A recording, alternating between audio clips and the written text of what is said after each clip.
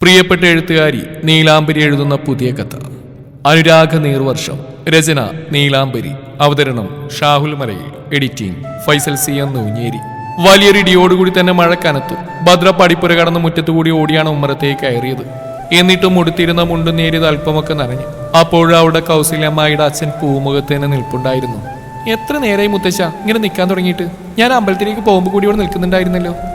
ദത്തേട്ടൻ അല്ല, ദത്തൻ പെട്ടെന്ന് ഇങ്ങ് എത്തിക്കോളും. മുത്തച്ഛനകത്തേക്ക് പോവരുതോ? ക്ഷേത്രത്തിൽ നിന്നും കിട്ടിയില്ല ചീനിലെ പ്രസാദം വാസുദേവൻ നമ്പൂരിയുടെ നേർക്ക് നീട്ടിക്കൊണ്ടാണ് ഭദ്ര പറയുന്നത്. വിറച്ചു തുടങ്ങിയ കൈവിരലാൽ അതിൽ നിന്ന് അല്പം കളഭം തൊട്ടെടുത്ത് നെറ്റിയിൽ നീട്ടി വരച്ചു അദ്ദേഹം. എത്ര നേരമായി ഞാൻ കാത്തു നിൽക്കണമെന്ന് അറിയോ കുട്ടിക്ക്? ഇന്നിനി വരലുണ്ടാവുമെന്ന് തോന്നണില്ല. അതോ മഴയിൽ ഇനി വല്ല ആപത്തോന് പിണഞ്ഞോ ആവോ? നനവ് പിടിച്ച് ഉമ്മറപ്പടിയിൽ വന്നു നിന്ന് കണ്ണിന് മുകളിൽ കൈവച്ച് അല്പം കുനിഞ്ഞ് പടിപ്പുരയിലെ ഇരുട്ടിലേക്ക് ഉറ്റുനോക്കി വാസുദേവൻ നമ്പൂതിരി പറയുകയാണ്. അദ്ദേഹത്തിന്റെ ചെറുമകൻ ദത്തനും സുഹൃത്തുക്കളും ബാംഗ്ലൂരിൽ നിന്ന് ഇല്ലത്തേക്ക് വരികയാണ്. ഉച്ചയോടെ എത്തുമെന്ന് പറഞ്ഞവരെ സന്ധ്യയായിട്ടും കാണാത്തതിന്റെ ആവലാതിയാണ് ആ കണ്ണുകളിൽ. നെഞ്ചിൽ കൈ ചേർത്ത് പിടപ്പോടെ പുറത്തേക്ക് നോക്കിക്കുന്ന മുത്തശ്ശനെ പുഞ്ചിരിയോടെ നോക്കി നിന്നു ഭദ്ര. പ്രായമായ മുത്തശ്ശനും മുത്തശ്ശിയൊക്കെയുള്ള വീടുകളിൽ ഇതൊരു സ്ഥിരം കാഴ്ചയാണെന്ന് ഓർത്ത് ആശ്വസിച്ചു അവൾ. പുറത്തുപോയവരൊക്കെ സന്ധിക്കുമ്പ് വീട്ടിൽ കയറിയിരിക്കണമെന്ന് വാത്സല്യത്തിൽ ചാലിച്ചൊരു പിടിവാശിയുണ്ട് അവർക്ക്.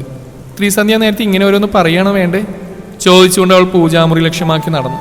പടിപ്പുര കടന്ന് നിഴൽ പോലെ വരുന്ന ആ രൂപത്തെ പ്രതീക്ഷയോടെ ഒരിക്കൽ കൂടി നോക്കി അദ്ദേഹം. അമ്മാവ് അകത്തേക്ക് പോയിക്കോളൂ. എന്താ തണുപ്പ്? ഒരു മഴ ഇപ്പൊ പെയ്തു ഓർന്നിട്ടേ ഉള്ളൂ. അടുത്ത ഉടനെ ഉണ്ടാവുന്ന തോന്നണേ. വെറുതെ തണുപ്പുകൊണ്ട് വലിവ് കൂട്ടണ്ട.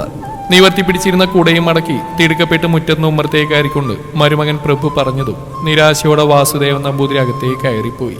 തന്റെ അച്ഛനെ താണ്ടി ധൃതിയിൽ പൂമുഖത്തേക്ക് ഇറങ്ങിയ കൗസല്യ തന്റെ ഭർത്താവ് പ്രഭുവിനെയും പടിപ്പുരവാതിലിനെയും മാറി മാറി നോക്കി.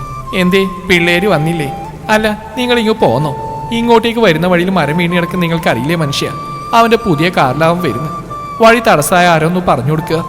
മകനെ കൂട്ടാതെ തിരികെ വന്നതിന്റെ പരിഭവം തന്റെ ഭർത്താവിനോട് തീർക്കുകയാണവർ.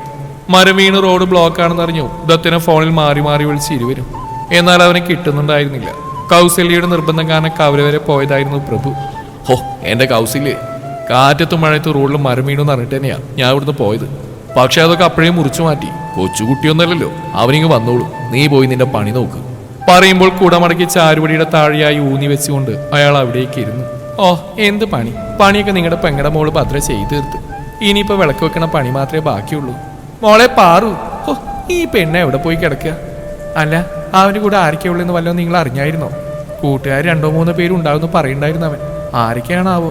പ്രഭുവിനടുത്തായി വന്നിരുന്നുകൊണ്ട് കാര്യമായി ചോദിക്കുമ്പോഴും തന്റെ മകൾ പാർവതി വിളക്കുമായി വരുന്നുണ്ടോ എന്ന് നോക്കുന്നുണ്ടായിരുന്നു കൗസല്യ. ആരും ആയിക്കൊള്ളട്ടെ, അതൊക്കെ ഫോൺ വഴി ചോദിക്കേണ്ട കാര്യമല്ലോ ഉണ്ടോ? അവൻ ഇങ്ങോട്ട് തന്നെയല്ലേ വരുന്നത്. ദത്തിന്റെ കൂട്ടുകാരാരായാലും വന്നു കയറുന്നവിടെ ജാതി മതവും നോക്കുന്ന ഏർപ്പാട് വേണ്ടെന്ന് നിന്റെ അച്ഛനോടുകൂടി ഒന്ന് പറഞ്ഞേക്ക്. നിനക്കും അത് ബാധക.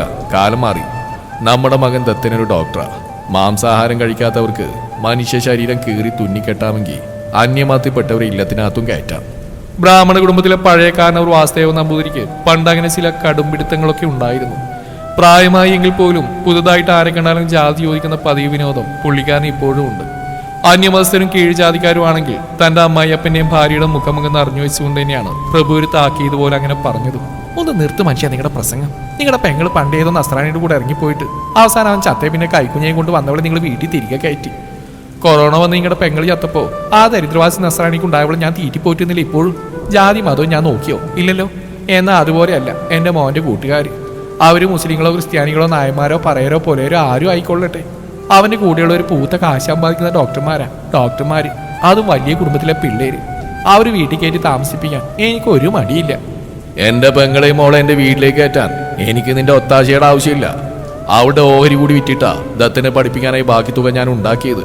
പിന്നെ ഇപ്പൊ ഭദ്രമോൾ നിന്റെ ഇല്ലത്ത് കഴിയണുണ്ടെങ്കിൽ നീ അവളെ കൊണ്ട് ഈ വീട്ടിലെ ജോലി മുഴുവൻ ചെയ്യിപ്പിക്കണില്ലേ? നല്ല പോലെ പണിയെടുത്തിട്ട് തന്നെയാ അവളിടുന്ന് 3 നേരം ഭക്ഷണം കഴിക്കുന്നത്. അല്ലാതെ നിന്നെ പോലെ ചുമ്മാ കാലം നീട്ടി ഇരുന്നിട്ടല്ല. വീറോടെ പറയുമ്പോഴും അതൊന്നും തടയാൻ കഴിയാത്തൊരു നിസ്സഹായത അയാളിൽ പ്രകടമായിരുന്നു. പിന്നെ ഞാൻ എന്ത് ചെയ്യണം? പറമ്പ് കിളക്കണം. എന്റെ അച്ഛൻ എനിക്കന്ന ഓഹരി ഇല്ല. അവിടെ നിങ്ങളുടെ പിഴച്ച പെങ്ങളുടെ മകൾക്ക് താമസിക്കണമെങ്കിൽ ഞാൻ പറയുന്ന പണിയൊക്കെ അവൾ ചെയ്താലേ ഒക്കത്തുള്ളൂ. നിങ്ങൾക്ക് അത്ര തണ്ണുണ്ടെങ്കിൽ കൊണ്ടുപോയി മാറ്റി താമസിപ്പിക്കേ. ദത്തിന് MBBS പഠിക്കുമ്പോഴാണ് സാമ്പത്തിക ബുദ്ധിമുട്ട് ഉണ്ടായി തുടങ്ങിയത്. അങ്ങനെ ആകെയുള്ള സമ്പാദ്യമായ വീടും പറമ്പും വിറ്റ് മകന്റെ പഠന ചെലവുകൾ നോക്കി പ്രഭു. മകൾ പാർവതി നഴ്സിംഗും പഠിപ്പിച്ചു. അപ്പോഴും ഭദ്ര ആരെയും ബുദ്ധിമുട്ടിക്കാതെ ഒരു ഡിഗ്രിയിൽ തന്നെ പഠനം പൂർത്തിയാക്കി. കോവിഡ് സമയത്താണ് ഭദ്രയുടെ അമ്മ മരിക്കുന്നത്. അതിനുശേഷമാണ് കൗസല്യയുടെ ഇല്ലത്തേക്ക് എല്ലാവരും പൂർണ്ണമായും താമസം മാറുന്നത്. ഭാര്യ വീട്ടിൽ താമസിച്ചുകൊണ്ട് അവരുടെ നാവിന് മുമ്പിൽ മുഖം കുനിച്ച് നിൽക്കേണ്ടി വരുമെന്ന് അന്നൊരിക്കലും പ്രഭു കരുതിയിരുന്നില്ല. ഒന്നും മുരിയാടാതെ അകത്തേക്ക് പോകാൻ നേരമാണ് നിലവിളക്കുമായി അവിടേക്ക് വരുന്ന ഭദ്രയെ അയാൾ കണ്ടത്. എല്ലാം കേട്ടതിൻ്റെതായ ചാളിത അവളുടെ മുഖത്ത് പ്രകടമായിരുന്നു. പൂമുഖത്ത് വിളക്ക് വെച്ച് തൊഴുത് പിന്തിരിയുമ്പോൾ കണ്ടു തന്നെ ദഹിപ്പിക്കാൻ പാത്തിന് നോക്കി നിൽക്കുന്ന കൗസല്യെ.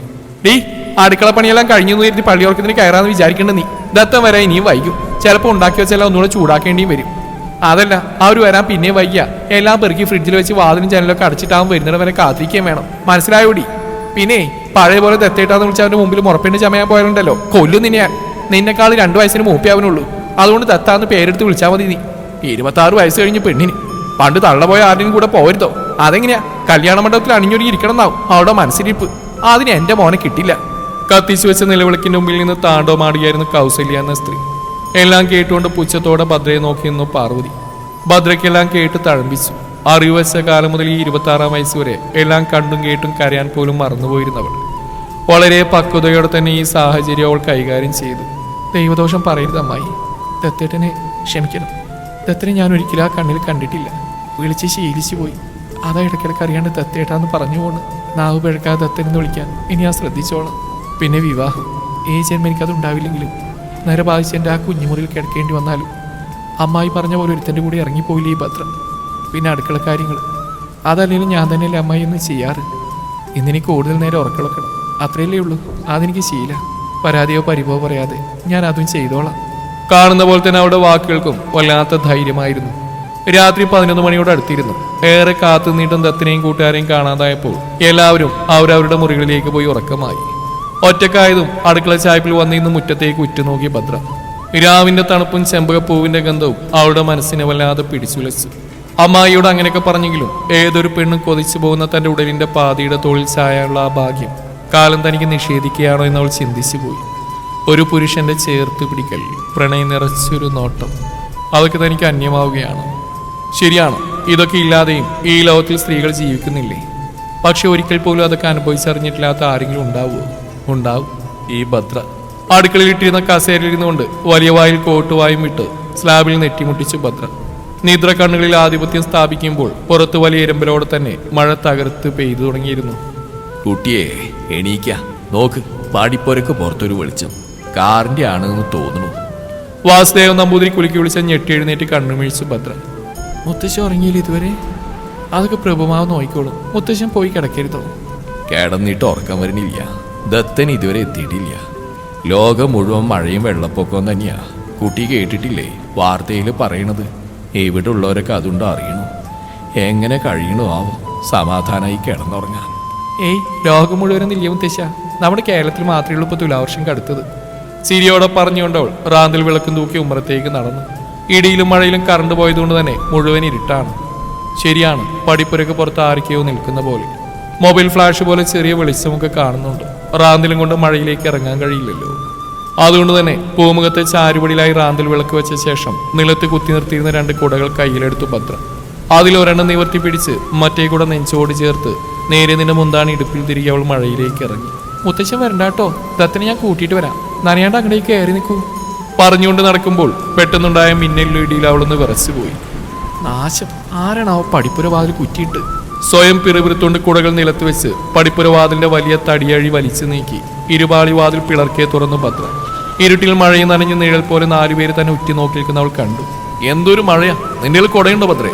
അല്ല, അച്ഛനും അമ്മയ്ക്ക് എന്തി? മൊത്തം ഇരുട്ടാണല്ലോ, കറന്നു പോയോ? ദത്തിന് അവളെയും കടന്ന് പടിപ്പുരയിലേക്ക് കയറി.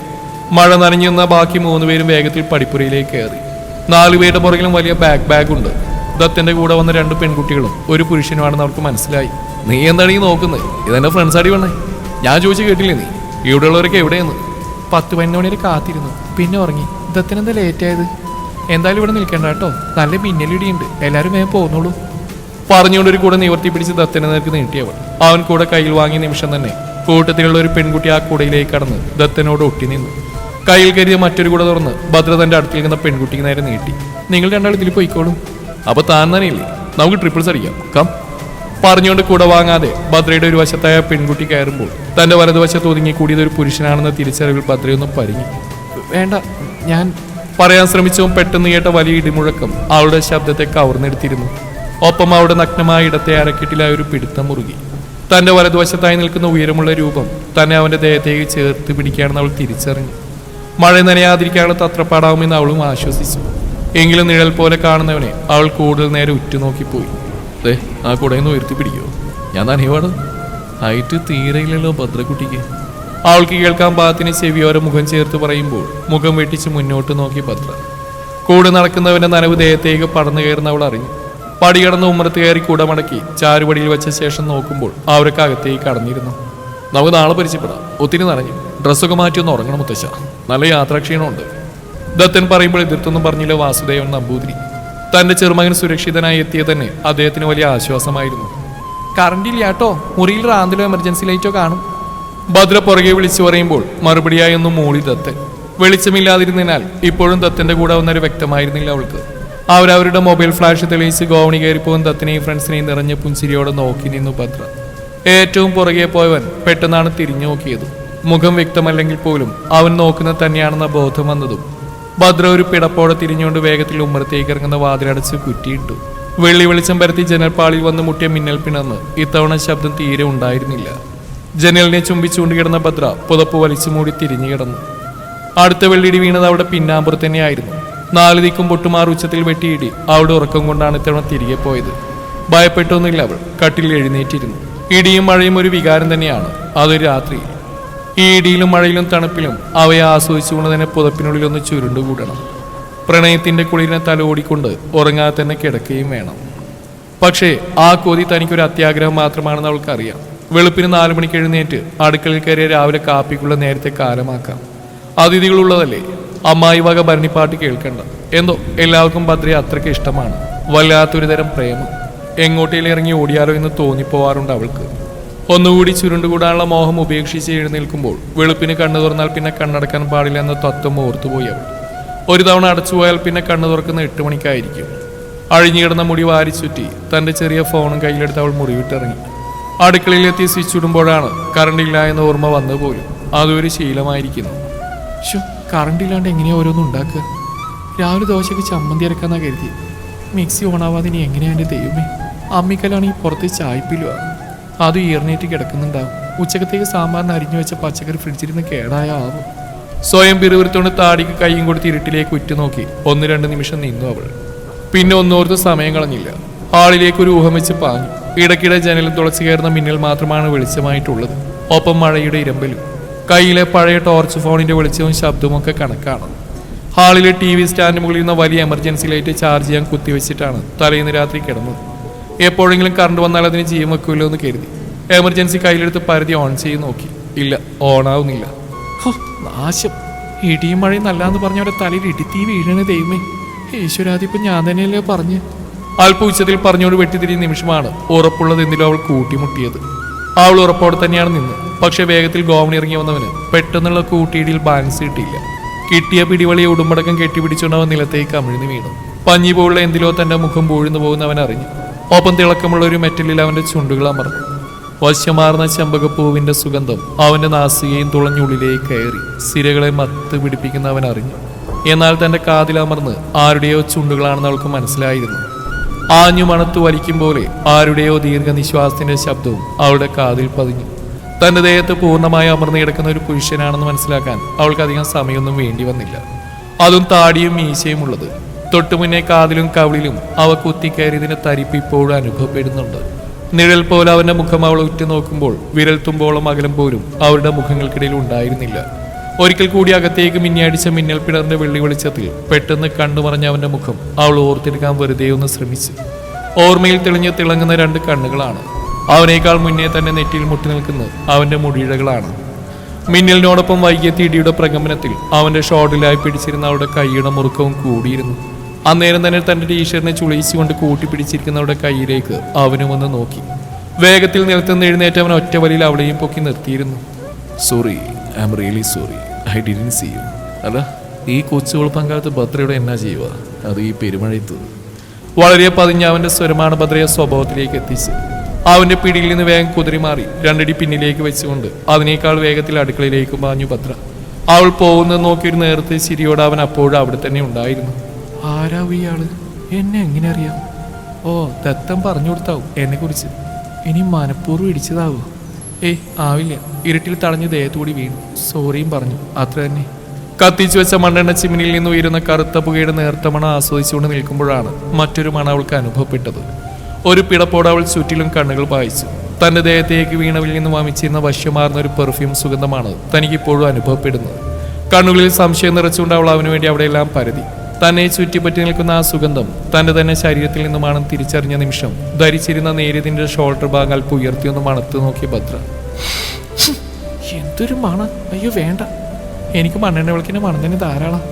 ഹാവു ഭാഗ്യം, പച്ചക്കറി കേടായില്ല. ഫ്രിഡ്ജിൽ നിന്നെടുത്ത് വെച്ച സാമ്പാറിന്റെ കഷ്ണങ്ങൾ കുക്കറിലേക്ക് ഇടുമ്പോഴാണ് ഒരിക്കൽ കൂടി ആ പെർഫ്യൂം സുഗന്ധം അതിന്റെ മാക്സിമം കാഠിന്യത്തിൽ അനുഭവപ്പെട്ടു തുടങ്ങിയത്. അടുത്തെവിടെയാവും വന്ന് നിൽപ്പുണ്ടെന്ന് മനസ്സിലായതും ഒന്ന് വിറച്ചുപോയി ഭദ്ര. ഭദ്ര, ഇത്രയും രാവിലെ ഇയാൾ എന്നതാ ചെയ്യുന്നത് കിച്ചണിൽ? അത് ഇരുട്ടിൽ? ചിന്തിച്ചതേയുള്ളൂ. പുറകിൽ കേട്ടവന്റെ ശബ്ദത്തിൽ ഞെട്ടിത്തിരിഞ്ഞ് നോക്കിപ്പോയി അവൾ. അടുക്കള ചുമനോട് ചേർത്തിട്ടിരിക്കുന്ന പഴയൊരു തടിമേശയുടെ മുകളിൽ ഒരു കാല് മാത്രം കയറ്റി വെച്ച് കയറിയിരിക്കുകയാണ് അവൻ. ഒരു ടീഷർട്ടും ട്രാക്ക് പാൻറ്റുമാണ് വേഷം. ഉയരമുള്ള ഫിറ്റ് ബോഡിയോടുകൂടിയ സുന്ദര രൂപം, ഭംഗിയിൽ വെട്ടിയൊതുക്കിയ താടിയും മീശയും. അതിൽ മീശ അല്പം പിരിച്ചു വെച്ച പോലെ. തൊട്ടടുത്ത് കത്തിച്ചു വെച്ചുള്ള ചിമ്മിനിയുടെ മഞ്ഞ വെളിച്ചത്തിൽ തനിക്ക് മുന്നിൽ വെളിവായവന്റെ മുഖത്തേക്ക് ഇമച്ചിമാ മറന്ന് നോക്കി നിന്നുപോയി ഭദ്ര. ഞെട്ടിത്തിരിഞ്ഞവൾ ഇത്രയും നേരം തന്നെ നോക്കി നിൽക്കുമെന്ന് അവനും പ്രതീക്ഷിച്ചിരുന്നില്ല. ചോദിച്ച ചോദ്യം പോലും മറന്നുകൊണ്ട് അവളുടെ കാതിൽ തിളങ്ങുന്ന ഒറ്റക്കൽ സ്റ്റഡിലേക്ക് മിഴിയുറപ്പിച്ചു പോയി അവനും. തന്റെ ചുണ്ടുകൾ പതിഞ്ഞിടം ഒരു ദീർഘശ്വാസം എടുത്തുകൊണ്ട് അവൻ എഴുന്നേറ്റ് അവളുടെ അടുത്തേക്ക് പതിയെ ചൂട് വെച്ചു. പെട്ടെന്നാണ് അടുക്കളവാതിൽ കൗസല്യ പ്രത്യക്ഷപ്പെട്ടത്. ആഹാ, ഇത്ര നേരത്തെ എഴുന്നേറ്റ മോൻ? യാത്രക്ക് സുഖമായിരുന്ന മോനെ? ഇന്നലെ എപ്പോഴാ വന്നേ? ഞാനൊന്നും അറിഞ്ഞില്ല. എന്തൊരു മഴയായിരുന്നു. കാത്തിരുന്ന് മുഷിഞ്ഞപ്പോ ഞാൻ പോയി കിടന്നു. മോന്റെ പേരെന്താ? ഒറ്റ ശ്വാസത്തിൽ തന്നെ അവർ പറഞ്ഞു. ഞാൻ ഫ്രെഡി കുര്യൻ. ദത്തിന്റെ അമ്മയാവൂല്ലേ? അവന്റെ മുഖത്തെ കടുപ്പ് ആ സ്വരത്തിലും പ്രകടമായിരുന്നു. ആ അമ്മയാ മോനെ. ദത്തം പറഞ്ഞ ഈ പേര് ഞാൻ ഒത്തിരി കേട്ടിട്ടുണ്ട്. ദത്തം മോന് പുതുതായിട്ട് ജോലി കയറാൻ പോകുന്ന ഹോസ്പിറ്റലിൽ മോന്റെ ആണോ? യാ, അപ്പച്ചൻ്റെയാ. അവൻ മാത്രമല്ല, ഞങ്ങളെല്ലാവരും ഇനി അവിടെ തന്നെ ആവും. എന്തായാലും സന്തോഷമായി മോനെ. ദത്തം നാട്ടിൽ തന്നെ കാണുമല്ലോ. ഇനി വേണം അവനെ കൊണ്ട് നല്ല കുടുംബത്തിൽ നിന്ന് ഒരു പെണ്ണെട്ടിക്കാൻ. മോൻ പെണ്ണെട്ടിയതാണോ? കൗസല്യ ചോദിക്കുമ്പോൾ ഫ്രെഡി നോക്കിയത് ഭദ്രയാണ്. അത്രയും നേരം ഇമച്ചിമ്മ നോക്കിയെന്നവൾ പെട്ടെന്നാണ് തന്നിൽ നിന്ന് മിഴികൾ അടത്തി മാറ്റിയെന്നറിയെ അവന്റെ ചുടികളൊന്ന് വിടർന്നു. അല്ല, നോക്കണം. പറ്റിയൊരാളെ കിട്ടട്ടെ, അപ്പൊ നോക്കാം. പറയുമ്പോൾ അവന്റെ നോട്ടം ഭദ്രയിൽ ഉടക്കി നിൽക്കുന്ന കാണെ കൗസല്യ ഭദ്രയുടെ നേർക്ക് തിരിഞ്ഞു. നീ എന്താ പെണ്ണെ നോക്കിക്കുന്നത്? കാപ്പിട്ടേ മോനെ എടുത്തു കൊടുക്ക്. കേട്ടോ മോനെ, ഇവള് ഞങ്ങളുടെ അകന്ന ബന്ധത്തിലുള്ള ഒരുത്തിയ. വീടും കൂടി ഒന്നുമില്ല. തന്തയും തള്ളിയൊക്കെ നേരത്തെ ചത്തു. എനിക്കൊരു സഹായം ആവൂലോ എന്ന് കരുതി നിർത്തിയേക്കണതാ. നോക്കിയും കണ്ട് ഒന്നും ചെയ്യില്ല. എല്ലാം കൂടെ നടന്ന് പറഞ്ഞു കൊടുക്കണം. അസത്ത്. ഭദ്രയെ നോക്കി കൗസല്യ പറയുമ്പോൾ ദേഷ്യമോ സങ്കടമോ ഒന്നും തോന്നിയില്ല ഭദ്രക്ക്. വേഗം ഗ്യാസ് സ്റ്റവ് കത്തിച്ച് കാപ്പിക്കുള്ള വെള്ളം വെച്ചു ഭദ്ര. നേരിയതിന്റെ അറ്റ ഇടുപ്പിൽ തിരികെ തന്റെ പണികളിലേക്ക് അലിഞ്ഞു ചേരുന്നവളെ ഒരിക്കൽ കൂടി അവൻ നോക്കി നിന്നു. നേരം വിളിക്കുന്ന കൂട്ടത്തിൽ ഭദ്ര തന്റെ ജോലികൾ പെട്ടെന്ന് തന്നെ ചെയ്തു തീർത്തു. അപ്പോഴും ജയിച്ച് ഭദ്ര തന്നെയായിരുന്നു. കിഴക്കുന്ന ഉരുണ്ടുകൂടിയ കാർമേഘങ്ങൾ ഉദയസൂര്യനെ പാടെ വിഴുങ്ങിയിരുന്നു. കുളി കഴിഞ്ഞുകൂടെ ഈറമുടി ഒറ്റ തോർത്തിൽ കെട്ടിവെച്ച ശേഷം ഒരു സ്റ്റീൽ പാത്രത്തിൽ ഗ്ലാസുകൾ നിരത്തിവെച്ച് കാപ്പി പകർത്തി അതുമായി ഗോവണി കയറി ഭദ്ര. തുറന്നിട്ട കിളിവാതിൽ വഴി മഴ നോക്കി നിൽക്കുന്ന ഫ്രെഡിയുടെ കയ്യിലെ എരിയുന്ന സിഗരറ്റ് കണ്ടതും ഭദ്രയുടെ മുഖം ചുളിഞ്ഞു. അവൾ വരുന്ന മുഖം ചരിച്ചൊന്ന് നോക്കിയവൻ. ഭദ്രയെ നോക്കിക്കൊണ്ട് തന്നെ അവസാനമായ ഒരു പഫ് കൂടി വലിച്ചെടുത്ത ശേഷം കയ്യിലെ സിഗരറ്റ് പുറത്തേക്ക് വലിച്ചെറിഞ്ഞുകൊണ്ട് നെഞ്ചിൽ കൈയും പിണച്ചിട്ടി അവളെ നോക്കി നിന്നു ഫ്രെഡി.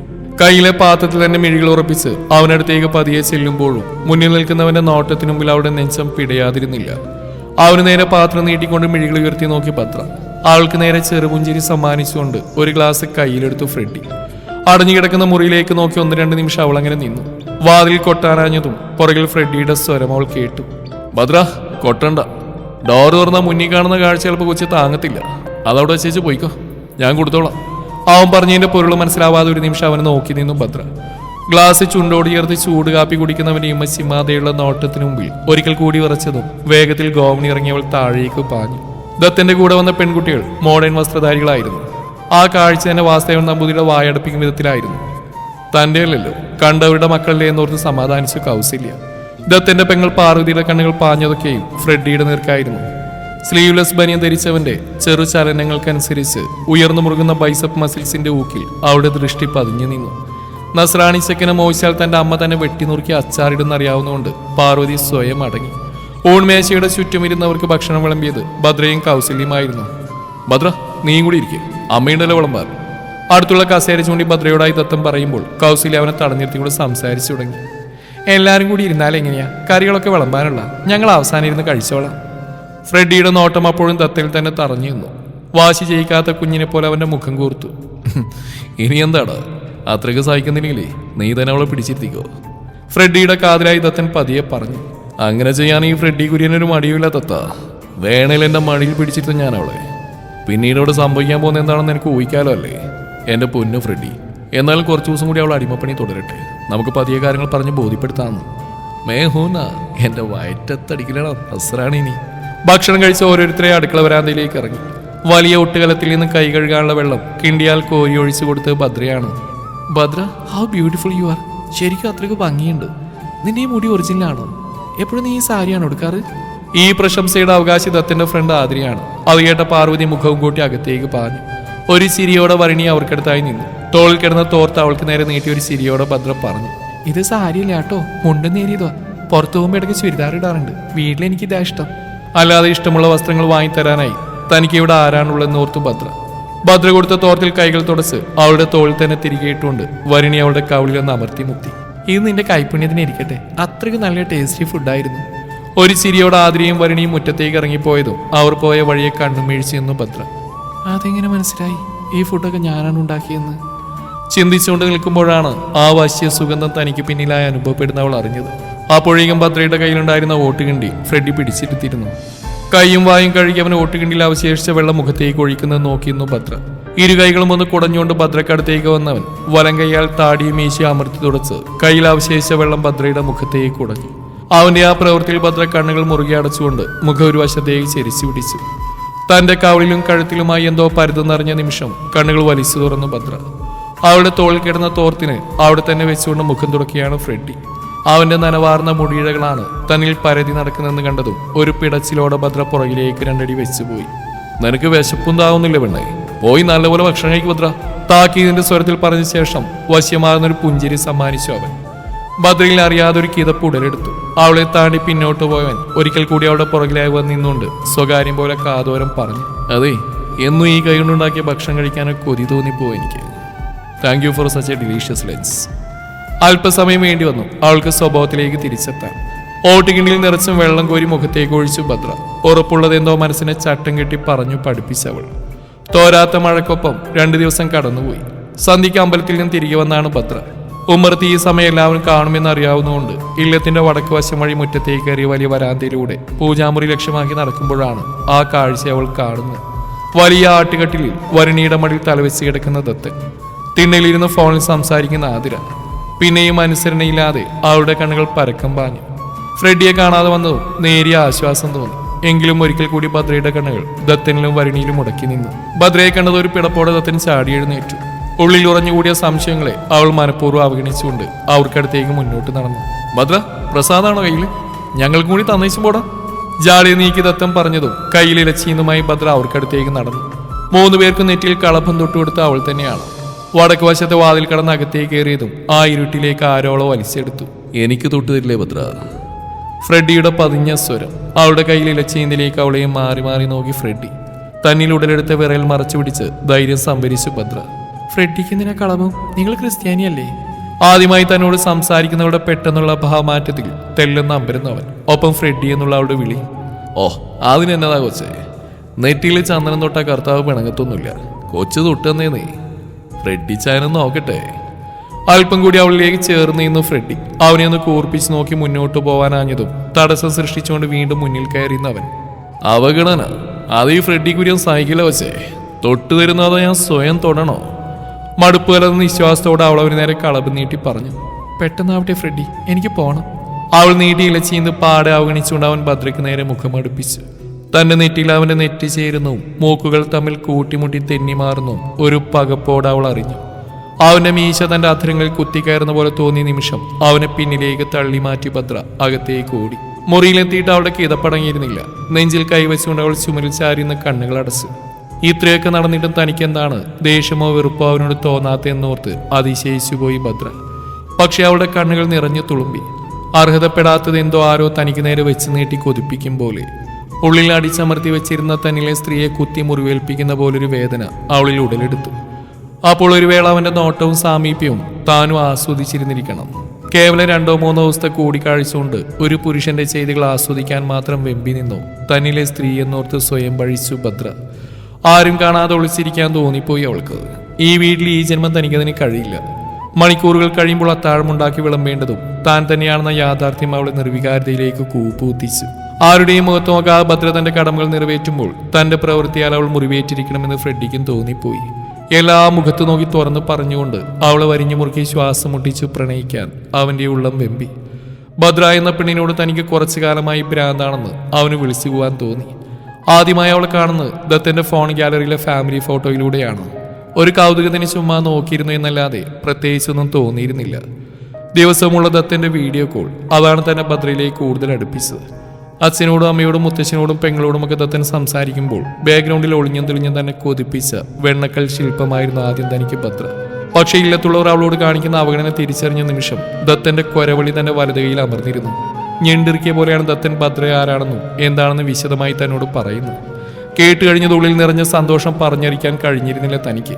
തീർത്തും പരുഷമായി കൈകാര്യം ചെയ്യുമ്പോഴും മറ്റാർക്കും കൊടുക്കാതെ അവളെ ഇത്രയും നാൾ കാത്തു സൂക്ഷിച്ചതിൽ ദത്തന്റെ അമ്മയെ എടുത്തുയർത്തി വട്ടം കറക്കാൻ തോന്നിപ്പോയി തനിക്ക്. വിദേശത്ത് പോയി സെറ്റിലാവണമെന്ന ആഗ്രഹം പെൻഡിങ് വെച്ച് ഭദ്ര എന്ന സ്വപ്നത്തിലേക്ക് എത്തിപ്പെടാൻ കുതിക്കുമ്പോൾ ബാംഗ്ലൂരിലെ ജോലി റിസൈൻ ചെയ്തും ദത്തനെ റിസൈൻ ചെയ്യിപ്പിച്ചും താൻ തന്നെയാണ്. ഒപ്പം നാട്ടിലെ സ്വന്തം ഹോസ്പിറ്റൽ ഏറ്റെടുത്തുകൊണ്ട് കൂട്ടുകാർക്ക് അവിടെ ജോലിയും കൊടുത്തു. സ്വന്തമാക്കാൻ കൊതിച്ചവൾ ആദ്യമായി നേരിൽ കാണുമ്പോൾ പ്രകൃതി പോലും തനിക്ക് തുണയാവുമെന്ന് കരുതിയില്ല. ഇടിയിലും മഴയിലും ഒരു കുടക്കീഴിൽ പെണ്ണിന്റെ ചൂടിലേക്ക് ഒതുങ്ങിക്കൂടുമ്പോൾ ബുദ്ധിയുടെ ബലം മനസ്സിനും ശരീരത്തിനും കിട്ടിയില്ല. ഒന്ന് ചേർത്ത് പിടിക്കാതെ നെഞ്ചിപ്പ് പൊട്ടിപ്പോമെന്ന് തോന്നിയ നിമിഷമാണ് അവൾ ഇടുപ്പിലൂടെ ചുറ്റി നെഞ്ചിലേക്ക് ഇട്ടത്. വെളുപ്പിന് 4 മണിക്ക് ഭദ്രയുടെ അടുക്കള യുദ്ധം തുടങ്ങുമെന്ന് അറിയാവുന്നതുകൊണ്ട് ഒരു പോള കണ്ണടക്കാൻ നേരം വിളിപ്പിച്ചു. എന്നിട്ടും എപ്പോഴും അടഞ്ഞുപോയ മിഴികളെ വലിച്ചു തുറന്നുകൊണ്ട് ഗോവണിയിലേക്ക് പായുമ്പോൾ തൊട്ടുമുമ്പിൽ തിരിഞ്ഞെന്നവളെ മിന്നൽ വിളിച്ചതിൽ കണ്ടതാണ്. അപ്പോഴും കാലുകൾ തന്റെ ബുദ്ധി പറഞ്ഞു കേൾക്കാതെ അവൾക്ക് നേരെ കൊതിച്ചു പോയി. പെണ്ണിന്റെ കാതിൽ തിളങ്ങുന്ന കല്ലിൽ താൻ അറിഞ്ഞുകൊണ്ട് ചുണ്ട് ചേർത്തതല്ല, വീഴ്ചയുടെ ആഘാതത്തിൽ പറ്റിപ്പോയതാണ്. അറിഞ്ഞുകൊണ്ടായിരുന്നെങ്കിൽ ആദ്യം താൻ ചുണ്ടുകൾ ചേർക്കുന്ന ഒരുപക്ഷേ ആ നീലക്കൽ മൂക്കുത്തിയിലായിരുന്നേനെ. ഭദ്ര എന്ന പെണ്ണ് ഫ്രെഡിയെ വശം കെടുത്തിക്കൊണ്ടിരുന്നു. ഒരാഴ്ച പിന്നിടുമ്പോൾ ഒരു ദിവസം പതിപോലെ രാവിലെ കാപ്പിയുമായി മുകളിലേക്ക് ഗോവണി കയറി ഭദ്ര. സാധാരണ ഫ്രെഡി കിളിവാതിലിന് മുന്നിൽ നിൽക്കാറാണ് പതിവ്. അതുകൊണ്ട് തന്നെ കാപ്പിയോടുള്ള മേശമേൽ വെച്ചിട്ട് വേഗം തിരിഞ്ഞു പോവാറാണ് പതിവ്. ഇന്നും കിളിവാതിൽക്കിലേക്ക് നോട്ടമെറിഞ്ഞു ഭദ്ര. പക്ഷെ അവിടെ ശൂന്യമാണെന്ന് കാണി കയ്യിലെ പാത്രത്തിലേക്ക് സംശയരൂപേണ നോക്കിപ്പോയി അവൾ. എല്ലാ മുറിയുടെ വാതിൽ അടഞ്ഞു തന്നെയാണ് കിടക്കുന്നത്. ആരൊക്കെ ഏതൊക്കെ മുറികളിലാണെന്ന് പോലും അവൾക്കറിയില്ല. അടഞ്ഞു കിടന്ന ഒരു മുറിയുടെ വാതിൽ കൊട്ടാൻ കൈ ഉയർത്തിയതും ഫ്രെഡി എന്ന് പറഞ്ഞവൾക്ക് ഓർമ്മ വന്നു. അപ്പോൾ അത് ഫ്രെഡി ഉപയോഗിക്കുന്ന മുറിയല്ല എന്ന ആശ്വാസത്തിൽ ആ വാതിൽ തന്നെ അവൾ 2-3 വട്ടം കൊട്ടി. ഭദ്ര. പുറകിൽ ഫ്രെഡിയുടെ നേരത്തെ സ്വരം. വെപ്രാളത്തോടെ തിരിഞ്ഞു നോക്കിയവൾ. ഞാൻ പറഞ്ഞിട്ടില്ലേ ഭദ്ര, ആ വാതിൽ പോയി കൊട്ടരുതെന്ന്. ഈ ചായൻ ഒരു 5 മിനിറ്റ് ലേറ്റ് ആയപ്പോഴേക്കും കൊച്ച് കൊട്ടു തുടങ്ങിയ. ഇത്തവണ ഭദ്രയുടെ മുഖം കൂർത്തു. താൻ താമസിക്കുന്ന വീട്ടിലെ മുറിയിൽ കൊട്ടരുതെന്ന് പറയാൻ മാത്രമായി ഇയാള് അങ്ങനെ ചോദിക്കണമെന്നുണ്ടായിരുന്നു അവൾക്ക്. പക്ഷെ അവനോട് തട്ടിക്കയറാൻ നിൽക്കാതെ അവൾ ആ പ്രശ്നം പക്വതയോടെ കൈകാര്യം ചെയ്തു. അതെന്താ ഫ്രെഡി ഈ വാതിൽ തട്ടിയാ? നിങ്ങൾ 3 പേരിൽ ആരും കൂടി വന്നിട്ടുണ്ടില്ലത്തേക്ക്? അന്നും ഫ്രെഡി എന്നെ തടയുന്നുണ്ടായിരുന്നല്ലോ, എന്താ ഇതിനുള്ളിൽ? വീണ്ടും അവളുടെ ഒരു ഫ്രെഡി വിളി. ഭദ്ര, അകത്ത് നടക്കുന്ന എന്താണെന്ന് പറയാൻ എനിക്കറിയില്ല. പക്ഷെ വേണമെങ്കിൽ എനിക്ക് അറിയാവുന്ന പോലെ ചെയ്ത് കാണിക്കാം. നീ ഒന്ന് സമ്മതിച്ചെന്നാൽ മാത്രം മതി. ഒരു കള്ളച്ചിരിയോടെയാണ് അവൻ പറയുന്നത്. ഭദ്രയ്ക്ക് എന്തോ അപാകത മണത്തു. നിങ്ങൾക്ക് എന്താണ് ഫ്രെഡി? എനിക്കൊന്നും മനസ്സിലാവുന്നില്ല. എന്തായാലും ഞാനിവിടെ വന്ന് നിൽക്കുമല്ലേ? ഫ്രെഡി മാറിക്കേ, ഞാൻ നേരിട്ട് കണ്ട് മനസ്സിലാക്കിക്കോളാം. മുന്നിൽ നിൽക്കുന്നത് ഫ്രെഡിയാണെന്നോ അവനെ കാണുമ്പോൾ തന്റെ ഹൃദയം പൊട്ടുവിധം മിടിക്കാറുണ്ടെന്നോ പോലും അവൾ അന്നേരം മറന്നുപോയിരുന്നു. കയ്യിലെ കാപ്പിപ്പാത്രം മേശമേൽ വെച്ചുകൊണ്ട് വാതിലിന് മുമ്പിൽ തടസ്സം തീർത്ത് നിറഞ്ഞു നിൽക്കുന്നവന്റെ ഇടയിലൂടെ തന്നെ അവൾ വാതിലിന് മുന്നിലേക്ക് നൂണ്ടു കയറി പിന്നെയും കൊട്ടാൻ തുടങ്ങി. ഫ്രെഡി പകച്ചു നിൽക്കുകയായിരുന്നു. തന്നെ തൊട്ടുരുമി കടന്നുപോയ സാധനം ഭദ്രയാണെന്ന അതിശയത്തിൽ അവൻ പിന്തിരിഞ്ഞ് നോക്കിപ്പോയി. കർത്താവേ, എന്റെ പെണ്ണ്, നീ എന്താ ഈ കാണിക്കുന്നത്? ആരെയും കണ്ട ദത്ത വാതിലൂർക്ക് പുറത്ത് ഭദ്രയുണ്ട്. ദത്തയുള്ള മുന്നറിയിപ്പ് പോലെ ഫ്രെഡി തന്നെ വാതിൽ കൂട്ടി വിളിക്കാൻ തുടങ്ങി. ഓഹോ, കൂട്ടുകാരന് മുന്നറിയിപ്പ് കൊടുത്താണല്ലേ? അതിന് മാത്രം എന്താ പകത്തുള്ളേ? ഞാൻ പ്രഭുമാമയെ വിളിക്കണോ? ഭദ്രക്ക് വാശിയേറി. ആഹാ, കൊച്ചിന് കളിപ്പിടാനൊക്കെ അറിയോ? മൊക്കെ അങ്ങ് ചുമന്ന് തൊടുത്തല്ലേടി വേണ്ടേ? അപ്പൊ ഇച്ചാനെ ആ സസ്പെൻസ് വിളിക്കട്ടെ. ആൾക്ക് ഇരുവശവും കൈകൾ കുത്തി അവൻ അവളോട് ചോദിച്ചു. എന്ത് സസ്പെൻസ്? ഭദ്ര നിന്ന് പരിങ്ങി. നിന്റെ ദത്തം നമ്മളെ വരിണി ഡോക്ടറെ കിട്ടിയിട്ടേ 3 മാസം കഴിഞ്ഞിട്ട് ഭദ്ര കൊച്ചേ രണ്ടാളകത്ത് ഒരുമിച്ച ആ കോലം മോള് കാണണ്ട, പേടിക്കും. അവന്റെ വെളിപ്പെടുത്തൽ കേട്ട് ഭദ്രയുടെ കണ്ണു മിഴിഞ്ഞു. ഒപ്പം ഫ്രെഡിയോട് ദേഷ്യവും വാശിയും പരിഭവമൊക്കെ തോന്നി. ഓഹോ, അപ്പൊ ഇയാൾ ഈ കിളിവാതിന് മുമ്പിൽ കൂട്ടാനും കാവൽ നിന്നാളേ ഇത്രയും നാളും? ഞാൻ കരുതി ഇടറിക്കൊണ്ട് പറയാൻ വെമ്പി വന്നെന്തോ അവൾ പാതി വഴിയിൽ വിഴുകി. ഫ്രെഡിയുടെ നോട്ടം അവൾക്ക് നേരെ കൂർത്തു. അവന്റെ മുഖത്തെ കള്ളച്ചിരി പാടെ മാറി. അവിടെ പറഞ്ഞറിയിക്കാൻ കഴിയാത്ത മറ്റെന്തോ ഭാവമാണ്. മറിഞ്ഞിരുന്ന് കൊള്ള നടത്തിയൊരു കള്ളിയെ കൈയോടെ പിടികൂടിയ ഭാവം. അവൻ അവൾക്കടുത്തേക്ക് പതിയെ നടന്നു. ഒരു വിറയലോടെ ഭദ്ര പിന്നിലേക്ക് ചൂടുവെച്ചു.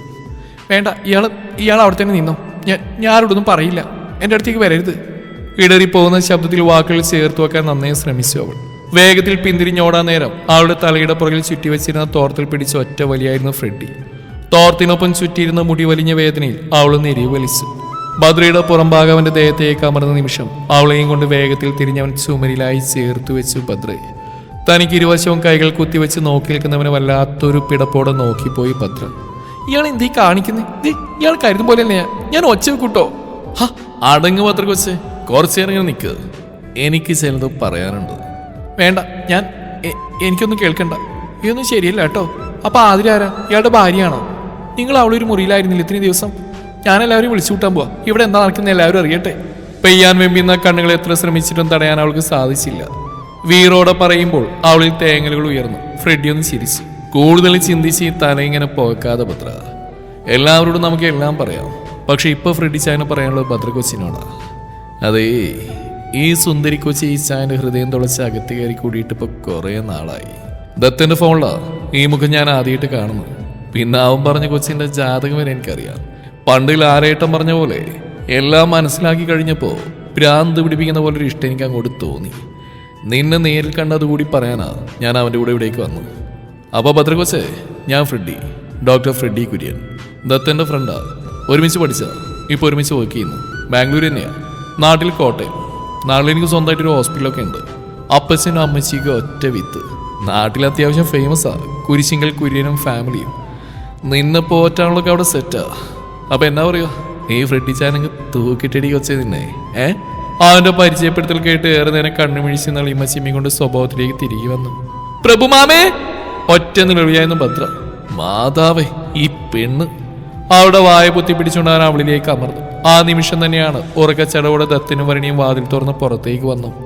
ഒരു പുതപ്പിനുള്ളിൽ വരണിയെ ചേർത്ത് പിടിച്ച് ദത്തൻ കിളിവാതിൽ വഴി പുറത്തെ കാഴ്ച ആസ്വദിക്കുമ്പോൾ മുകളിലേക്ക് കയറി വന്ന പാർവതി ആ കാഴ്ചയിൽ ഉറക്കി അലറി. അമ്മ! പാർവതിയെ കണ്ടതും ഫ്രെഡി ഭദ്രയെ തൂണിന്റെ പുറകിലേക്ക് മറച്ചു പിടിച്ചു. പേട്ടക്കാ നിൽക്കുന്ന ഭദ്രക്കൊച്ച്, നിന്റെ ദത്തൻ അവന്റെ പെങ്ങള് തൂക്കി. ഇനി എന്നെ കെട്ടിപ്പിടിച്ച് നിൽക്കുന്ന എന്നെ കൂടി അവള് കണ്ട എന്റെ പ്ലാനിങ് മൊത്തം താളം തെറ്റും. അപ്പോഴും ഭദ്ര അവന്റെ പിടിയിൽ കുതിരക്കൊണ്ടിരുന്നു. അമ്മായി എന്ന് വിളിച്ചുകൊണ്ട് ഗോവണി ഇറങ്ങുന്ന പാർവതിയുടെ പുറകെ ദത്തനും പാഞ്ഞു. അയ്യോ പാറുമോളെ, ഏട്ടനെ ചതിക്കടി. ഞാനൊന്ന് പറഞ്ഞോട്ടെ. നിനക്ക് എന്ത് വേണമെങ്കിലും ദത്തനും വാങ്ങിത്തരാം, പ്ലീസ്. ദത്തന്റെ കൊഞ്ചലൊന്നും വിലപ്പോയില്ല. താഴെ നിന്നും കൗസല്യയുടെ ബഹളം മുകളിൽ കേട്ട് തുടങ്ങിയതും ഫ്രെഡിയെ തള്ളിമാറ്റി ഭദ്ര ഓടി ഗോവണി ഇറങ്ങി. ഭദ്ര, കിളിവാതിൽ ഞാൻ ദത്തിന് കാവൽ നിന്നല്ലേ കേട്ടോ. നിന്നെ കാണാൻ തന്നെ എന്നാ.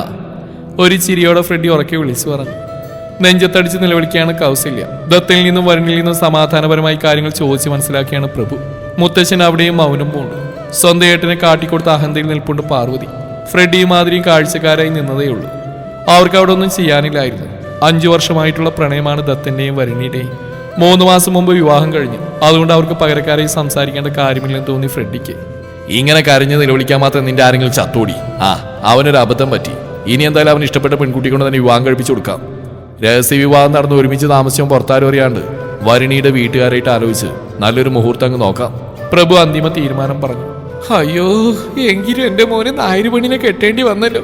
അത് ഇറച്ചി മീനൊക്കെ തിന്നണ കുടുംബം. കൗസല്യയുടെ പിറുവിറിക്കൽ കേട്ട് ഫ്രെഡി ചിരിയടക്കി നിന്നു.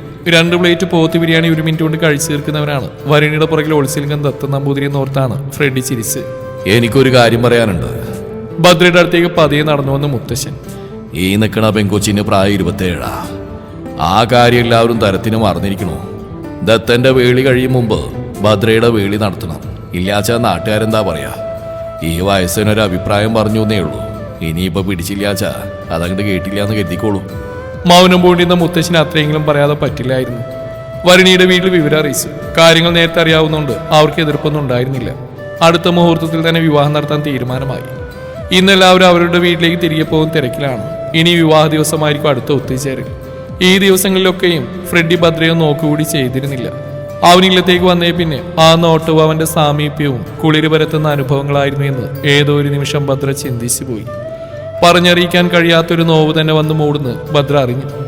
എല്ലാവരും യാത്ര പറഞ്ഞിറങ്ങുന്ന കാഴ്ച കണ്ടു നിൽക്കാൻ കഴിയില്ലെന്ന് ഭദ്രയ്ക്ക് ഉറപ്പുണ്ടായിരുന്നു. മുന്നിൽ ചെന്നുവിട്ടാൽ ഒരുപക്ഷെ താൻ കണ്ടുപിടിക്കപ്പെടുമെന്ന് അവൾ ഭയന്നു.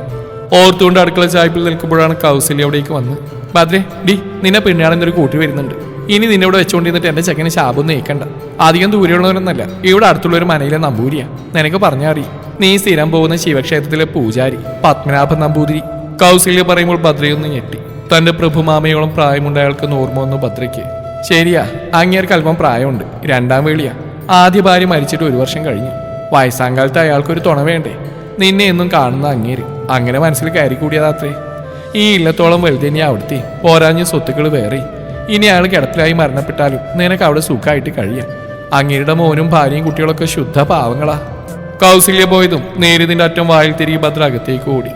ആരും കാണാതെ എവിടെയെങ്കിലും പോയിരുന്ന് കരയണം, അതായിരുന്നു മനസ്സിൽ. പക്ഷെ ഒരു ചൂട് വെച്ചതും ശക്തമായ എന്തിലും അവൾ ഇടിച്ചു നിന്നു.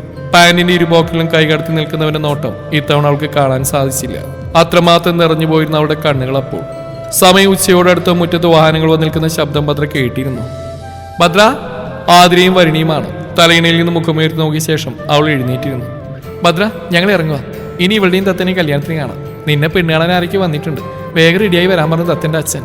റെഡിയാകാൻ പ്രത്യേകിച്ചൊന്നുമില്ല, ഇങ്ങനെ തന്നെ മതി. മുഖാമർത്തി തുടച്ചുകൊണ്ട് അവർക്ക് പുറകെ ഭദ്രയും ഇറങ്ങി. വലിയ ട്രെയിൽ ചായയും പലഹാരങ്ങളുമായി ഉമ്മറത്തേക്ക് ഇറങ്ങുമ്പോൾ കൗസല്യയുടെയും മകൾ പാർവതിയുടെയും മുഖം വീർത്ത് തന്നെ ഇരുന്നു. മോളെ ഭദ്രേ, ചായ എടുത്ത് എല്ലാവരും കൊടുക്കുക.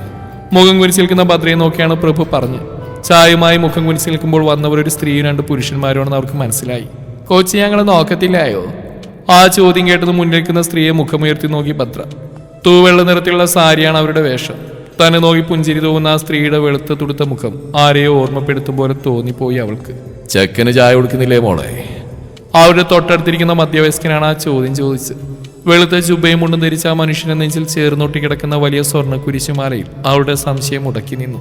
ക്ഷേത്രത്തിലെ വയസ്സ നമ്പൂതിരിയെ ഒരു വേള അവളുടെ കണ്ണുകൾ തേടി പരാജയപ്പെട്ടു. മറ്റേതോ ബന്ധമാവണം തനിക്കായി അമ്മായി കൊണ്ടുവന്നിട്ടുണ്ടാവും എന്നോർത്തു ഭദ്ര. ഇരുവർക്കും അടുത്തായിരുന്ന തലനരച്ച മനുഷ്യനാവും തന്നെ വേളി കഴിക്കാൻ പോകുന്നതെന്ന് മനസ്സിലായി അവൾക്ക്. അതുകൊണ്ട് തന്നെയാണ് ആ തലനരച്ച അപ്പൂപ്പിന് മുന്നിൽ അവൾ ചായയുമായി പോയി നിന്ന്. അത് കാണെ അവിടെ കൂടിയുന്നവർ ആരൊക്കെ ഉറക്കെ ചിരിച്ചു. തന്റെ പെണ്ണിനെ ഇനിയും പരീക്ഷണങ്ങൾക്ക് വിട്ടുകൊടുക്കാൻ വയ്യെന്ന് തോന്നിപ്പോയി ഫ്രെഡിക്ക്. ചെക്കന്തേ ആ തൂണിൽ ചാരി നിപ്പുണ്ട്, ചായ അങ്ങോട്ട് കൊണ്ടു കൊടുക്കും മോളെ. തലനരച്ച ആ മനുഷ്യൻ തന്നെയാണ് വിരൽ ചൂണ്ടി പറയുന്നത്. അവൾ അവിടേക്ക് നോക്കി. നെഞ്ചിൽ കൈയും പിണച്ചു കെട്ടി തൂണിൽ ചാരി നിൽക്കുന്ന ഫ്രെഡിൽ മിഴികൾ പതിഞ്ഞ നിമിഷം ഉടലിലൂടെ വൈദ്യുതി കടന്നു പോകുമ്പോലൊന്ന് വിറച്ചുപോയി ഭദ്ര. അപ്പോഴേക്കും സാരി ജുബയും മുണ്ടൊക്കെ അവളുടെ ഇടം വരെ നിന്നിരുന്നു. മോളെ, ഞാൻ എലിസബത്ത്, ഫ്രെഡിയുടെ അമ്മച്ചിയാ.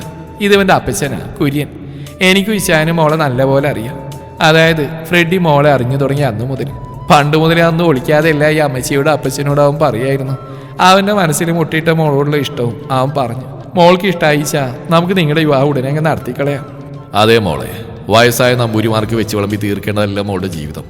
അവർ പൂജകൾ ചെയ്തും ഭഗവാനെ സേവിച്ച് ശിഷ്ടകാലം ജീവിക്കട്ടെ. നിങ്ങൾ ചെറുപ്പക്കാർക്ക് ജീവിതത്തിൽ ഒരുപാട് നേട്ടങ്ങൾ കൈവരിക്കാനുള്ളതാ. പെട്ടെന്ന് വന്നില്ല എങ്കിലും മരുമോളെ ഏതോ വയസ്സിൻ്റെ കൂടെ ഒളിച്ചോടി പോകുന്നത് രാവിലെ ആവുമ്പോൾ വിളിച്ചു പറയുന്നു. പിന്നെ ഒരു വാജിലായിരുന്നു. അങ്ങനെ വിട്ടുകളയാനൊക്കത്തില്ലല്ലോ ഈ സുന്ദരിക്കുട്ടിയെ. കുര്യൻ പറയുമ്പോൾ എല്ലാവരും ഫ്രെഡിയെ നോക്കി ഉറക്കെ ചിരിച്ചു. ഭദ്രയുടെ മുഖം അല്പം വിടർന്നിരുന്നു. പാർവതിയും കൗസല്യ ഒഴികെയുള്ളവർ ഫ്രെഡിയുടെ ഫാമിലിയെ പരിചയപ്പെടാൻ തിരക്കിലാണ്. തന്റെ അടുത്ത് വന്നിന്ന് കയ്യിലെ ട്രെയിൽ നിന്ന് ചായ എടുക്കുന്നവന്റെ കൈകളിൽ മാത്രം മിഴികൾ ഉറപ്പിച്ചു നിന്നു ഭദ്ര. മുഖമുയർത്തി നോക്കാൻ കഴിയാത്തൊരു വികാരം തന്നെ വീർപ്പ് മുട്ടിക്കും പോലെ തോന്നിയ നിമിഷം അവൾ അകത്തേക്ക് പാഞ്ഞു. അപ്പോഴും ആ ചിരി അവിടെ മുഴങ്ങുന്നുണ്ടായിരുന്നു. എല്ലാവരും യാത്ര പറഞ്ഞിറങ്ങുമ്പോഴും അവൾ ഫ്രെഡിയെ നോക്കിയതുപോലും ഇല്ലായിരുന്നു. അർഹതയില്ലാത്തതെന്തോ മുറുകെ പിടിച്ച് താലോലിക്കുമ്പോൾ അറിഞ്ഞൊന്ന് സന്തോഷിക്കാൻ കൂടി ഭയപ്പെട്ടു. ആരും അതിനെ തട്ടിപ്പറിക്കരുതെന്ന് പ്രാർത്ഥിച്ചു ഭദ്ര. നീണ്ട 2 ആഴ്ച കഴിയുന്നു. വിവാഹകാര്യങ്ങളൊക്കെ 3 കുടുംബക്കാരും ചർച്ച ചെയ്യുന്നുണ്ട്. അപ്പോഴും ഭദ്ര പുലർച്ചെ 4 മണിക്കുണ്ടെന്ന് അടുക്കളയിൽ എല്ലാവർക്കും വേണ്ടുന്ന ഭക്ഷണം ഉണ്ടാക്കും. ആ ദിവസങ്ങളിൽ കൗസല്യ ക്രൂരതയുടെ പര്യായമായിരുന്നു. കൗസല്യയുടെ ശകാരമേറ്റ് പാവണക്കി നിൽക്കുമ്പോഴും ഫ്രെഡിയുടെ രൂപ അവളുടെ സ്വപ്നങ്ങൾക്ക് ചിറകുകൾ നൽകി. പരസ്പരം ഒരു നോക്ക് കാണാതെയും മിണ്ടാതെയുമുള്ള പ്രണയം ഒരുതരം വീർപ്പുമുട്ടൽ തീർത്തു അവളിൽ. ദത്തിന്റെയും വരുണിയുടെയും വിവാഹത്തിനെ കുറിച്ച മുഹൂർത്തത്തിൽ തന്നെയായിരുന്നു ഫ്രെഡിയുടെയും ഭദ്രയുടെയും വിവാഹം നടത്താൻ തീരുമാനിച്ചത്. ഇരുമതസ്ഥരുടെയും മൂല്യങ്ങൾ മുറുകെ പിടിച്ചുകൊണ്ടുള്ള വിവാഹം പള്ളിയിലോ ക്ഷേത്രത്തിലോ നടത്താതെ ഭദ്രയുടെ ഇല്ലത്ത് വെച്ച് തന്നെ ചെറിയ രീതിയിൽ നടത്താൻ തീരുമാനിക്കുകയായിരുന്നു. വേണ്ടപ്പെട്ടവർ മാത്രം ഒത്തുകൂടിയുള്ള വിവാഹം. ഭദ്ര എന്ന കല്യാണ പെണ്ണ് പുതിയ നേരിയത് സാരിയിലും മുടിയിൽ ചൂടിയ മുല്ലപ്പൂവിലും മാത്രമായി ചുരുങ്ങിപ്പോകുമ്പോൾ ദത്തൻ അവൾക്കായി പുതിയ ആഭരണങ്ങൾ സമ്മാനിച്ചിരുന്നു. ഒരു സഹോദരന്റെ സ്ഥാനത്ത് കണ്ടവൻ തന്ന സമ്മാനണിയാൻ അവൾ നിർബന്ധിതയായി. താൻ ഫ്രെഡിയുടെ മുമ്പിൽ മുഖം കുനിച്ച് നിൽക്കുകയാണെന്ന സത്യം ചില്ലറയൊന്നുമല്ല അവളെ തളർത്തിയത്. തന്റെ മുന്നിൽ നിൽക്കുന്ന തന്റെ പെണ്ണിന്റെ പിടപ്പ് അവനും കണ്ടറിയുന്നുണ്ടായിരുന്നു. കഴുത്തിൽ അവൻ താലി ചാർത്തുമ്പോൾ നെഞ്ചിൽ സ്ഥാനം പിടിച്ച വലിയ താലിയിലേക്ക് അവൾ കണ്ണുമിഴിച്ച് നോക്കി. ഓം ചിഹ്നത്തിന് താഴെയായി എഴുതി ചേർക്കപ്പെട്ട ഫ്രെഡി കുര്യൻ എന്ന പേര് കാണെ അറിയാതെ ഒന്ന് പുഞ്ചിരിച്ചു പോയി അവൾ. കുരിശുമാല പ്രതീക്ഷ ഭദ്ര നീ? തന്റെ മനമറിഞ്ഞ പോലെ അവന്റെ ചോദ്യം വന്നിരുന്നു. അപ്പോഴും അവൾ മുഖമുയർത്തി നോക്കിയില്ല. ഫ്രെഡി അവളുടെ സീമന്തരേഖ ചോമിപ്പിക്കുമ്പോൾ അല്പം സിന്ദൂരം താലിയിലേക്ക് അടർന്നു വീണുകൊണ്ട് നീ ഒരുവന്റെ ഭാര്യയായി എന്ന് അവളെ ബോധ്യപ്പെടുത്തി കാട്ടി. ഭദ്രയുടെ കണ്ണുകൾ നിറഞ്ഞു. ഇനി വിശ്വസിച്ചേക്കാമെന്ന് അവളും കരുതി. അന്നേ ദിവസം വരണിയുടെയും ദത്തന്റെയും ബന്ധം ഒന്നുകൂടി മുറുകി. മഴ കനക്കുമ്പോൾ ദൂരയാത്ര ഉപേക്ഷിച്ചുകൊണ്ട് ഇല്ലത്തന്നെ ഒരു ദിവസം തങ്ങാമെന്ന് എല്ലാവരും തീരുമാനമെടുത്തു. അന്നേ ദിവസം അടുക്കളയിലേക്ക് ഒറ്റക്ക് പണിയെടുക്കുമ്പോൾ കൗസിലേക്ക് ഭദ്രയുടെ അവസ്ഥ ഏറെക്കുറെ മനസ്സിലായിരുന്നു. എങ്കിൽ പോലും ആ സ്ത്രീയുടെ ദൂഷിച്ച മനസ്സിന് അറ്റം കണ്ടില്ല. അന്ന് ആദ്യമായി സ്വന്തം മുറിയിൽ കയറാൻ ഭദ്ര മടിച്ചു. ഇരുട്ടിലെ ഒരു റാന്തൽ വിളക്കും പിടിച്ചുകൊണ്ട് മുറിക്ക് പുറത്ത് അവൾ പരവേശത്തോടെ നിലയുറപ്പിച്ചു. തനിക്ക് മുന്നിൽ വാതിൽ തുറക്കപ്പെടുന്നതും ഒരുവൻ മുന്നിൽ വന്ന് നിറഞ്ഞു നിൽക്കുന്നതും അറിയെ പിടക്കുന്ന മിഴികൾ ഉയർത്തി അവനെ നോക്കി ഭദ്ര. മീശ വിരിച്ചാട്ടി വിരട്ടുന്നവന്റെ മുഖം ഒരിക്കൽ കൂടി ഭദ്രയെ തളർത്തുമ്പോൾ അവൾക്ക് മുറിയിൽ കയറാനുള്ള വഴിയൊഴിഞ്ഞെന്ന് കൊടുത്തു ഫ്രെഡി. വിളക്ക് മേശമേൽ വെച്ചുകൊണ്ട് തന്റെ കുഞ്ഞുകട്ടിലേക്കാണ് അവളത് നോക്കിയത്. ഭദ്ര, ഇനിയെങ്കിലും എന്നെ നോക്ക് വേണേ. പേടിയാണോ എന്നെ? പിന്നിൽ വന്നിന്ന് ചോദിക്കുകയാണ് അവൻ. അവളില്ല എന്ന അർത്ഥത്തിൽ തലയാട്ടി. പിന്നെ ഇഷ്ടമാണോ? ആ ചോദ്യത്തിൽ ചൊടികളൊന്ന് വിടർന്നു. ഹാ, എന്തേലും ഒന്ന് പറ ഭദ്ര. അവളെ തിരിച്ചു നിർത്തി ചോദിച്ചവൻ. ഇഷ്ടം തീർത്ത ഭയാണ് എനിക്ക് നിങ്ങളോട്. എൻ്റെ ഇഷ്ടത്തിൽ ഞാൻ മതി മറന്ന നിങ്ങളെ നഷ്ടാവൂ എന്നുള്ള ഭയം. ഭദ്രയ്ക്ക് സ്വപ്നം കാണാൻ പോലും പേടിയാ. അവളുടെ അടുത്തേക്ക് ചേർന്ന് നിന്ന് ഇരു തോളിലുമായി കൈകൾ വെച്ചുകൊണ്ട് അത്രയും ഇഷ്ടത്തോടെ അവൻ പറഞ്ഞു. ഭദ്ര, പ്രണയിക്കാൻ ഇനിയും സമയം വേണമെന്ന് എന്നോട് പറയരുത്. ഞാനത് തരില്ല. ആ രാത്രിയിൽ പ്രകൃതി തികച്ചും വന്യമായിരുന്നു. പേമാരിയുടെ അകമ്പടിയോടെ ഇടിയും മിന്നലും ഭൂമിയിൽ താണ്ഡവമാടി. വാനം അതിന്റെ വന്യതയാൽ വിണ്ണിനെ തൃപ്തിപ്പെടുത്തിക്കൊണ്ടിരുന്നു. അവനൊരു പക്ഷെ അവയോട് മത്സരിക്കായിരുന്നിരിക്കണം. ഒരു കാമുകിയാവാനുള്ള സമയം അവൻ തന്നിരുന്നെങ്കിൽ താൻ ഇത്രയും തളർന്നു പോകില്ലെന്ന് അവൾക്ക് തോന്നിയ നിമിഷങ്ങളായിരുന്നു അത്. നിറഞ്ഞു തൂവിയ ഭദ്രയുടെ കണ്ണുനീർ പോലും അവൻ ആർക്കും കാട്ടിക്കൊടുത്തില്ല. ഇതുവരെയും കേട്ടറിഞ്ഞ സ്വർഗമെന്ന വാക്കിനർത്ഥം അന്ന് ആദ്യമായി അവളും തിരിച്ചറിയുകയായിരുന്നു. ജനലോരം മിന്നലേറ്റ് തളർന്നു കിടക്കുന്നവളെ പൊതിഞ്ഞെടുത്തുകൊണ്ട് തിരിഞ്ഞു കിടന്നു അവൻ. തന്റെ പാതിയെ പ്രകൃതിയിൽ നിന്ന് പോലും അവനെ ഒളിച്ചു പിടിച്ചു. അവന്റെ വിരിഞ്ഞ മാറിൽ അവൾ കൂടുകൂട്ടി ചുരുണ്ടുകൂടി. അവന്റെ നെഞ്ചകം അവൾക്ക് ഉറങ്ങാൻ താരാട്ട് മൂളി. ആ താളം കേട്ട് അവൾ ഉറക്കത്തിലേക്ക് വഴുതി വീണു. പതിവ് പോലെ 4 മണിക്ക് കണ്ണു തുറന്നവൾ ഒരു നിമിഷം എല്ലാം വിസ്മരിച്ചു പോയി. എന്നത്തെയും പോലെ അടുക്കളയിലേക്ക് പായാൻ തുടങ്ങിയവളെ കരുത്തുറ്റ 2 കരങ്ങൾ അടിമയാക്കി. താൻ വിവാഹിതയാണെന്ന ബോധം ശരീരത്തിൽ അങ്ങിങ്ങായി അനുഭവപ്പെടുന്ന നോവ് അവളെ ഒരിക്കൽ കൂടി ഓർമ്മപ്പെടുത്തി. ഭദ്ര, ഇനി ഈ 4 മണിയായിരിക്കും നിന്റെ ജീവിതത്തിൽ നീ കണ്ടതിൽ വെച്ച് ഏറ്റവും മനോഹരമായ സമയം. വശ്യമായി പറഞ്ഞുകൊണ്ട് തന്നിൽ പുതുകാവ്യം രചിച്ചു തുടങ്ങുന്നവന്റെ മാന്ത്രികതയിൽ അവൾ അടിമപ്പെട്ടു പോയിരുന്നു. ഫ്രെഡി ചായൻ എന്ന പേര് ചൊല്ലി അവൾ സ്വയം മതിമറന്നു. ഈ കഥ ഇവിടെ അവസാനിക്കുന്നു. നിങ്ങളുടെ അഭിപ്രായങ്ങൾ കമന്റുകളായി രേഖപ്പെടുത്തുക.